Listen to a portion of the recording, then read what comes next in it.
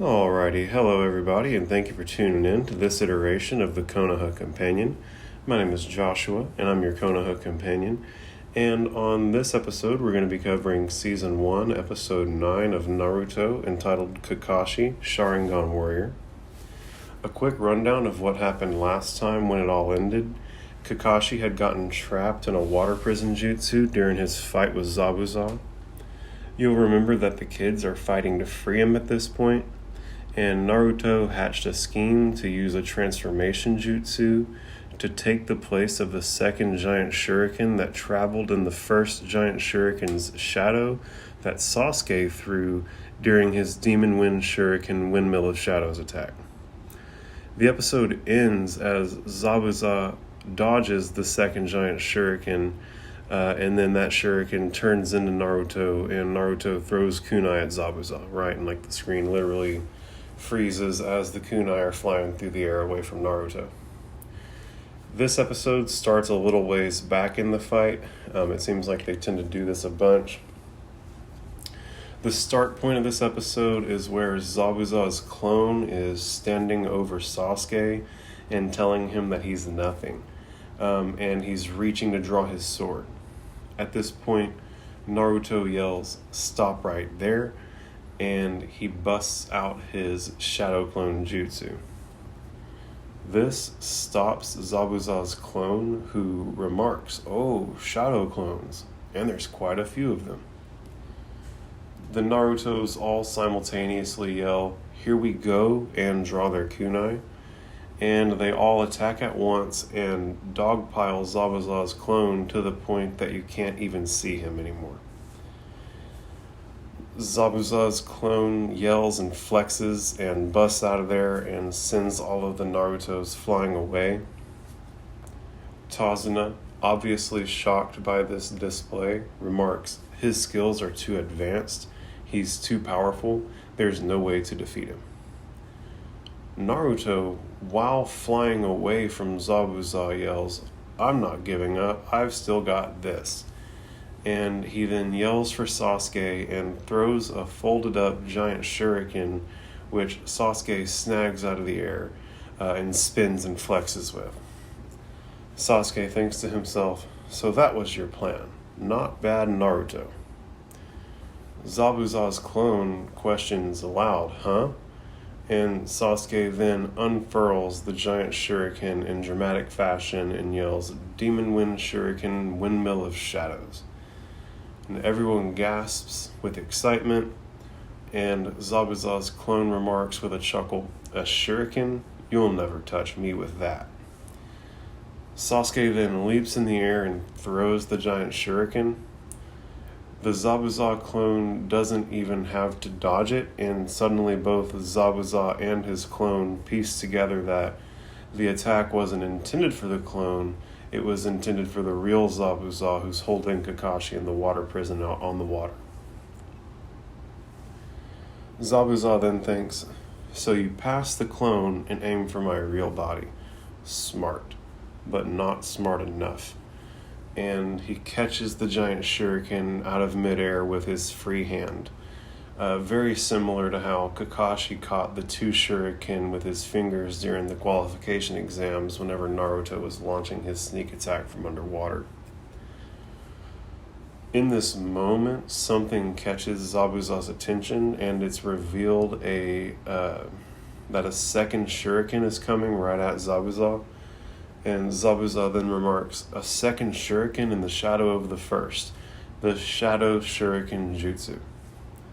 Sakura thinks the second shuriken is on target and he can't catch this one, which, he has the other shuriken in his hand. I don't know why he wouldn't be able to just drop that one and catch the other one, but at this point he's occupied, right? Both of his hands are occupied. One's holding Kakashi in the prison, one's holding on to a giant shuriken that he just caught to avoid an attack.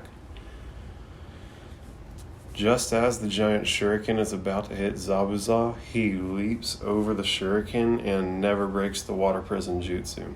And he yells excitedly, "I told you a shuriken can't touch me." And Sakura thinks he dodged it. And Sasuke grins, and suddenly the shuriken turns into Naruto. And Zabuza yells, "What?" And Naruto exclaims, "Eat this," and throws several kunai at Zabuza. And with this, we're officially back at the point where we left off last episode. The title screen comes in, and it's Naruto reading Kakashi, Sharingan Warrior. The beat drops, and the kunai rapidly approach Zabuza, and Zabuza has to pull his hand out of the water prison to avoid the attack. This effectively breaks the water prison jutsu, freeing Kakashi, and it shows the kunai just barely grazing Zabuza's face. It actually drew blood. And this makes Zabuza furious, right? He just got hit by a thrown ninja weapon. That's, something he didn't think was going to happen for sure. He begins to spin the giant shuriken around his hand and yells to Naruto, "I'll destroy you." He goes to throw the shuriken at Naruto, and Kakashi comes in and blocks the attack with his arm in hella badass fashion. Now, this didn't chop his arm off because he has the equivalent of hand and wrist ninja headbands, right? They're metal plated little headbands, and that's what it all catches on. So it's not like he has mega dense bones or anything. He just has the appropriate armor to block an attack like this in this way. Zabuza's eyes widen and he gasps, and Sakura excitedly exclaims, "Kakashi Sensei!" And Naruto lands in the water and breaches back up and with a huge smile. And Kakashi remarks, "Naruto, that was an excellent plan. You've really grown, haven't you?" And Naruto laughs really big and remarks, "I knew I couldn't beat him with my shadow clones. That was just to distract him. While he fought the clones, I turned into the Demon Wind Shuriken. He didn't know what to do, believe it." And once again, Naruto, loud, orange, blonde hair, in your face, finds a way to be sneaky, right? How is he walking around in a bright orange jumpsuit, yet he finds a way to be sneaky? And it's through this blunt force, right? He misdirects his opponent's attention with these shadow clones, and then he pulls off something sneaky on the back end. And this has been a consistent theme throughout the series so far. So it's really neat to see how this loud, obnoxious kid who isn't sneaky at all manages to do sneaky things and get the leg up on his opponents. At this point, it flashes back to when Naruto and his clones were dogpiling Zabuza, and Naruto goes on to explain, "I used one of the clones to transform into the shuriken." It shows this happening on the screen, and it also shows the clone Naruto putting the real Naruto, who's transformed himself into the giant shuriken, into his backpack. Naruto continues, "When I threw it to Sasuke, it looked like a real shuriken." And so at this point, just so everybody follows, Naruto threw a shadow clone jutsu, made a whole bunch of shadow clones. They were all dogpiling. And during all of that, the real Naruto turned into the shuriken and had one of his shadow clones stuff his real self in the backpack. And the shadow clone version of Naruto threw his real self, who was transformed into the form of the shadow clone, to Sasuke.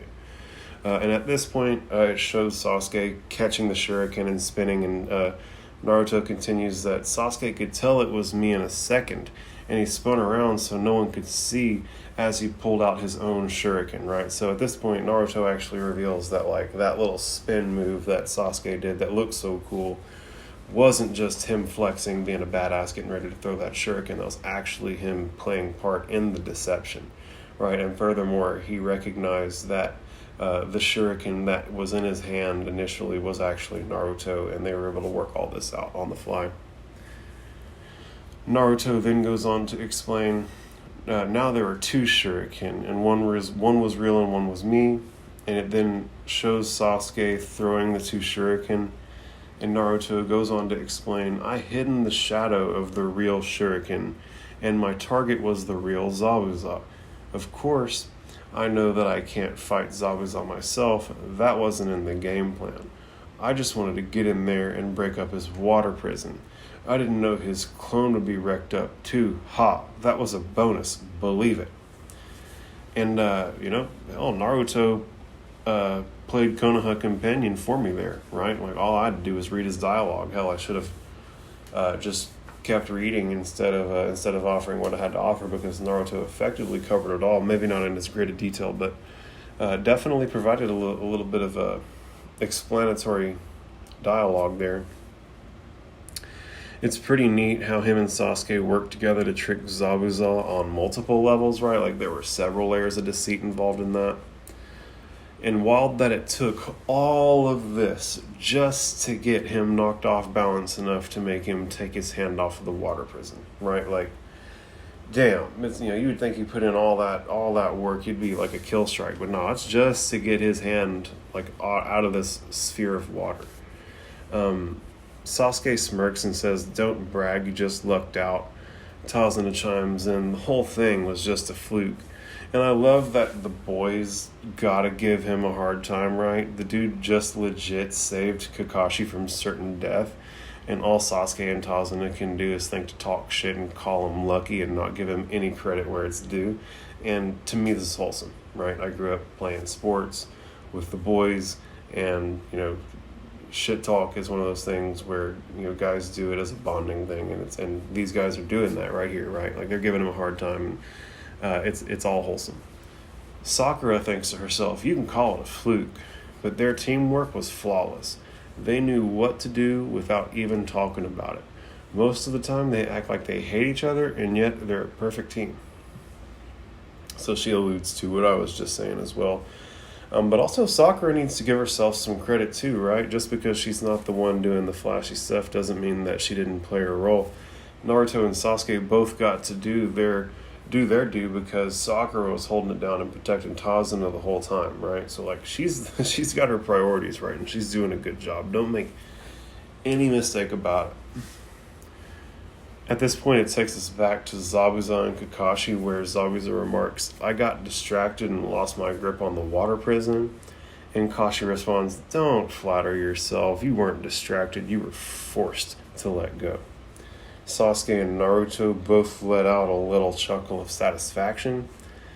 And Kakashi continues, "Your technique worked on me once, but it won't work again. So what's it gonna be?" And Kakashi and Zabuza have a little standoff that goes on for a little while, and everyone looks on with anxiety and anticipation. And Sasuke looks over at Sakura and tells her, "You know what to do," and they both step in closer to protect Tazuna. Zabuza then laughs and folds all the blades of the giant kunai so that he can generate more force, and starts to push the blades into Kakashi's forearm where he's blocking. They struggle for a second or two, and Kakashi swipes the shuriken away and sends it flying. And Kakashi and Zabuza both leap away from each other, right? In midair, Zabuza starts throwing several hand signs, and it depicts Kakashi locking his Sharingan eye on him. And they land, and Zabuza continues throwing his hand signs and saying a chant. And at this point, it shows Kakashi throwing the exact same hand signs, making the exact same chant. And then it shows them both throwing the signs, and they kind of start to overlap, and it shows that Kakashi is perfectly mirroring him, right? It isn't even a split second later. It's exactly at the same moment. They both finish throwing their hand signs and simultaneously, and the water between them starts to tremble. And all at once, Kakashi and Zabuza yell water style, water dragon jutsu. And two big water dragons emerge out of the water, both with glowing yellow eyes. And the two dragons swirl around each other in a double helix pattern and ultimately crash into one another, negating each other, right? This sends the water crashing violently in every direction, sending Naruto adrift, and the water comes rushing up onto the land and comes rushing past Sakura, Sasuke, and Tazuna. It's literally up around their knees. And the two water dragons continue to fight, and Sasuke thinks, wow, so many hand signs, and he mirrored them all perfectly, instantly. Sakura exclaims, what are they doing? Is that a ninjutsu? And on that note, wow, right? These fools made water dragons. We haven't seen anything like that at this point. This is pretty out of this world that these guys are like literally able to make these big dragons that'll go fight for them, and they're out of water and stuff. It's a wild deal. And what a useful ability the Sharingan is, the way they're able to mirror all of what Zabuza is doing. That's hella useful, right? It's like a straight up neglect your opponent's jutsu tool at any time you need it. Plus, it seems he has these jutsu cataloged so that once he copies somebody, he now has it, right? So, like, Zabuza spent years mastering that water dragon jutsu, and Kakashi just pulled his headband up and was able to copy him and now has that. So, you can see how Kakashi is, like, ultra OP, right? The longer he's out there in the world, the greater his catalog of jutsu becomes.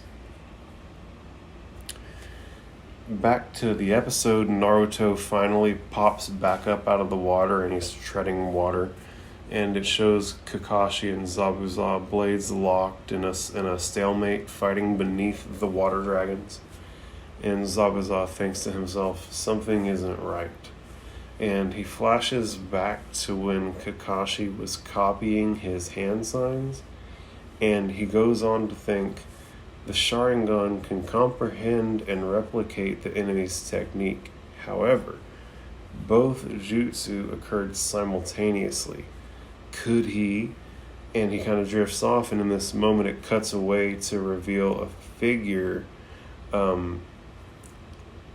watching all of this transpire from a nearby tree, right? So now there's a whole other piece on the chessboard, right, that isn't, we don't know what the deal is with this person. They're just watching off to the side, and we haven't really gotten a good look, but we know they're there at this point. Zabuza continues to think, could it be? And Kakashi and Zabuza separate. As they separate, it gives us another flash of the person watching all of this, and it shows they have a mask on, but you can only see the bottom third of the mask, right? But now we know that this is a masked figure. When Kakashi and Zabuza land, they begin to run a counterclockwise circle around each other at the same speed and direction.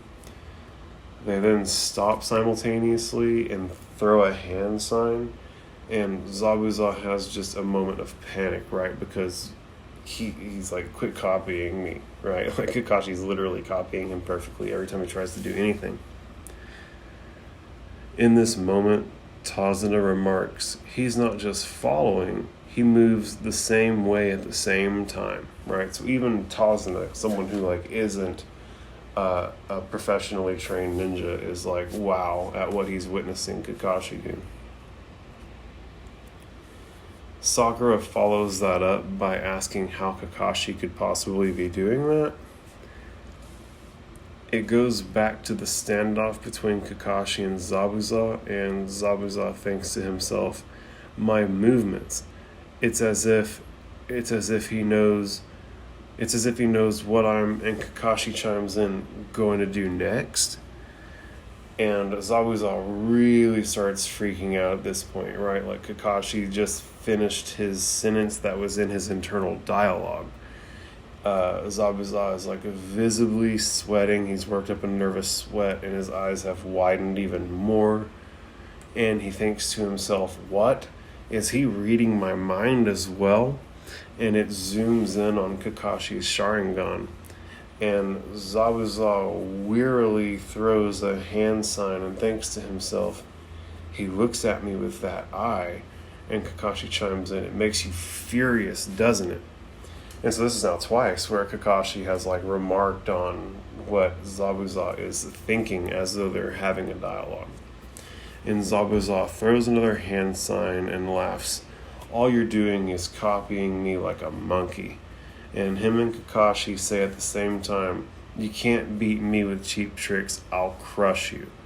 And Zabuza grunts and his eyes widen even more, and this obviously has Zabuza just shook, right?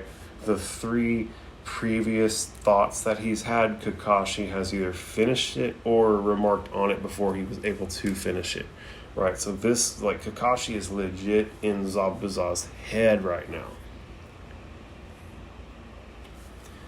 Zabuza starts casting hand signs even faster in panic. He goes, when I finish with you, you'll never open that monkey mouth again. And in this moment, a shadowy figure begins to materialize behind Kakashi. And Zabuza sees this and confusedly thinks to himself, what's that? And the figure materializes fully into a Zabuza clone. And this shocks Zabuza, right? And he exclaims internally, it's me. But how? Is this his illusion jutsu? And the screen zooms in on Kakashi's Sharingan eye, and he yells, water-style giant vortex jutsu. And Kakashi's eye widens, and the pattern begins to spin slowly at first, but it gets to where it's spinning super fast. It's literally a blur. And Zabuza sees this and just exclaims in shock, what? And the water between them begins to swirl, and a tunnel of water emanating from Kakashi blasts Zabuza and sends him tumbling. And while Zabuza is getting spin cycled in this vortex, he thinks to himself, I was just about to create a vortex, but he created one first. And it shows the vortex, and this thing is huge, right? Like, it's washing trees away, like everything in its path effectively, it's destroying. And Zabuza is swimming in this vortex and thinking, he copies my jutsu before I can even do it. I can't keep up. And the vortex washes him away. And the vortex goes on for a way, blasting away earth and legit everything in its path. I mean, this is, like, I thought the dragon jutsu was badass, but, like, this vortex is, like, obviously a more badass thing than the dragon, and the dragon blew my mind, right? So, like, we're like 2 layers deep on, like, holy shit, this is dope on my end, right? It's really, really neat to see this stuff going on, right? Like, where do you even come up with some shit like this, right? It's very novel and fun. The shockwave that the vortex generates throws water and debris everywhere, causing the squadlings to have to cover their face and like lean away, right, bracing for the shockwave. Naruto, still in the water, is just getting washed around by the waves, doing his best to keep his head above water. The waves wash him on land, and he grabs a branch as the water recedes, and he looks up, and it shows the person who had been watching this all transpire from the side, who was only revealed a while ago, and he disappears in what can only be described as a whirlwind, right? There's like slashing wind looking stuff that kind of swirls around him, and then he just vanishes, right? And as the water vortex slows down, Tazuna gets slammed, or not, excuse me, not Tazuna, Zabuza gets slammed against a tree, and the water recedes. And just in this moment, whenever he gets slammed against the tree and the water begins to recede, several kunai come flying in and stab him all over, right? Like each arm, each leg, and a couple other spots maybe. And it pans up, and Kakashi is squatted on a tree branch in the tree and announces, "You're finished." Right? So at this point, Kakashi matched his water dragon jutsu and negated it. And then he hit Zabuza with the water vortex jutsu, before Zabuza was even able to execute the jutsu, and that was what Zabuza was intending to do. And now he's got him pinned up. He's like literally got him stuck to the tree with kunai. And Zabuza is so shocked by all of this that all he can think to do is ask Kakashi, "How? Can you see into the future?" And Kakashi responds, "Yes, this is your last battle ever." And he raises his kunai. And what a fucking badass, man. Like, Kakashi, got caught, maybe got caught lacking a little bit. Admitted that Zabuza was more powerful than he expected. But obviously, once he got out of that water prison jutsu, he was clearly outmatching Zabuza once he started taking him serious the way he needed to be taken serious. In this moment, 2 flying ninja weapons come in from the side and hit Zabuza directly in the neck. And blood goes flying, and literally everyone is shocked, including Kakashi, right? This wasn't from Kakashi, this came in from the side. And it reveals the masked observer from before, who's obviously now no longer just an observer at all. And the observer is standing on a tree branch in a nearby tree. And from this angle, right where we're looking at the person standing in the tree, Zabuza comes crashing down in front of us. And Zabuza literally lifelessly flops face first onto the ground. The masked figure chuckles and remarks, "You were right. It was his last battle." Naruto approaches the scene and looks at Zabuza, who's laying on the ground, not breathing, with his eyes still open. And it gives us our first real good look at the masked character. And it's a petite character, right? Like, it isn't the person isn't very big. Sounds like maybe a young boy or young girl's voice. It's got like a Ronin dress on almost. Got the mask on. The mask has like a red swirl pattern on it almost. Got really long hair, with it being it being crimped on either side, basically like ponytails with the bangs on either side, real long hair. And yeah, I mean, it's just a side character. You'll see, right? If you're watching, you're gonna see. Your eyes will do a better job than my words ever could. Kakashi then leaps down to check out Zabuza, and everybody watches curiously as Kakashi checks for his pulse, who then remarks out loud that there are no vital signs, and he glares up at the masked figure, and the masked figure bows its head respectfully and says, "Thank you, I've been tracking Zabuza for a very long time, waiting for this chance to finally take him down." And just full stop. It's so wild out here that, like, we're having a barracuda fight, and in comes in, like, a shark and snags one of the barracudas, right? Like, this fight was badass. There were dragon jutsus, there was water vortexes, there was all this craziness going on, and then this fool just snipes Zabuza out from the left, out of nowhere. It's pretty shocking how there are bigger fish in the sea, evidently.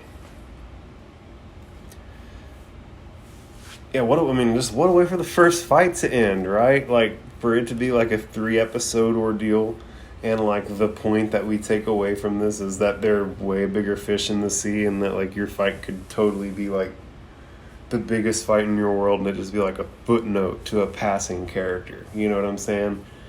So interesting how this is all kind of transpired. Kakashi remarks, "By your mask, I can see that you're a tracker ninja from the village hidden in the mist." And at this point, I guess trackers wear masks, or maybe particular patterns on masks mean the wearer performs particular functions, right? Like a slashy swirl means you're a tracker, a slashy gouge means you're a warrior. I don't know. You know what I'm saying? I don't know. There's the same symbol on the forehead of the tracker's mask as there was on Zabuza's headband. And the tracker remarks, "Impressive. You're well informed." And Naruto leaps in, ready for a fight, and exclaims, "A tracker!" And Sakura remarks, "You don't even know what that is. You missed the lesson on it as usual." I bet you there's a big bit of dialogue coming up that's going to tell us all about it. Sakura continues to say that tracker ninja have a special role. Try coming to class sometime. When a rogue ninja breaks away from his village, he carries all kinds of secrets with him, the secrets of his people. Trackers are specially trained to hunt down these ninja and eliminate them. That way, the secrets of their people remain secrets. The tracker remarks, "That's correct. I'm a member of the elite tracking unit from the village hidden in the mist. It was my duty to stop Zabuza." Super dope that they have units dedicated to tracking down these rogue ninja. Dude waited for just the right moment and dealt one blow, and that was that. Dude showed us all how it's done for real. Man's a sniper. Kakashi questions to himself, from his size and voice, he must be the same age as Naruto, yet he's an elite assassin? And it cuts back to the tracker, and the wind blows his hair right in like dramatic fashion. And Kakashi continues to himself, he's no ordinary kid, but what is he? And Naruto comes running up, looks at Zabuza's lifeless body and growls in anger. He then points to the tracker and yells, "What is this? Who do you think you are?" He points to the tracker and pants in panic. "Did you hear me?" he exclaims. And Kakashi chimes in, "Easy, Naruto, he's not our enemy."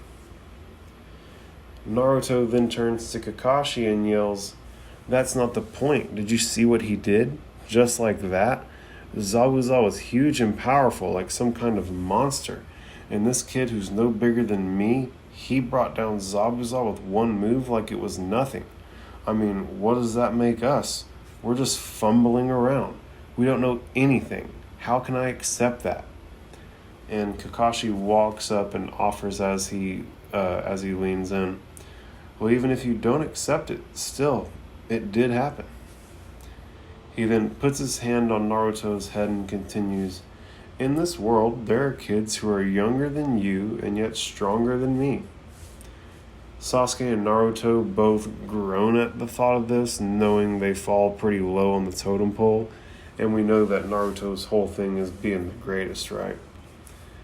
It's wild to think that there are bigger fish than Kakashis. There are bigger fish than the Kakashis of the world, and they can be like Konohamaru's age, right? Could you imagine a kid younger than Naruto swinging and banging harder than Kakashi Sensei? Like, I want to meet that kid. That's going to be an interesting... Maybe we did just meet that kid. You know, maybe that's the tracker and we just don't know yet. But it's wild to think that that's the world we're living in right now. Naruto looks up at the tracker, and the tracker waves their hand and with a whirlwind vanishes and suddenly appears at Zabuza's body. He squats down and picks up Zabuza's corpse and offers, "Your struggle is over for now. I have to deal with the remains. There are many secrets in this body. They must not be allowed to get into the wrong hands. Please excuse me. Farewell." And the tracker throws a hand sign with their free hand and disappears along with Zabuza's corpse. And Naruto yells, "They disappeared. Captain Obvious."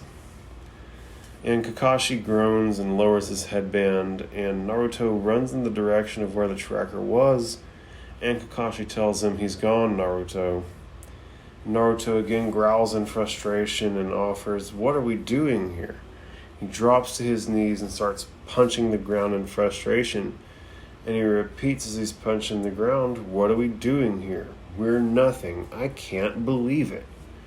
And he just keeps thrashing the ground, and the rest of the squad looks on, and Sakura even, says kind of with concern, "Naruto," and, clearly feeling for her squadling in this moment. And Kakashi walks up and grabs Naruto's arm and offers, "As ninja, the things we encounter are never easy. Save your anger for the next enemy. And he lets go of Naruto's arm, and Naruto lets out a sigh and slumps over. And Kakashi turns to the rest of the party and announces, "We haven't completed our mission yet. We still have to get the bridge builder to his bridge." And Tazuna lets out a huge laugh and exclaims, "Sorry I caused all this trouble for you, but you can rest at my house when we get to the village." Kakashi yells, "All right, let's get a move on." And he takes 2 steps and falls flat on his face. Everyone freaks out and runs up and starts checking on Kakashi. And Naruto exclaims, "Kakashi Sensei," and the screen fades to black, and it's the end of the episode, right? That was a neato episode.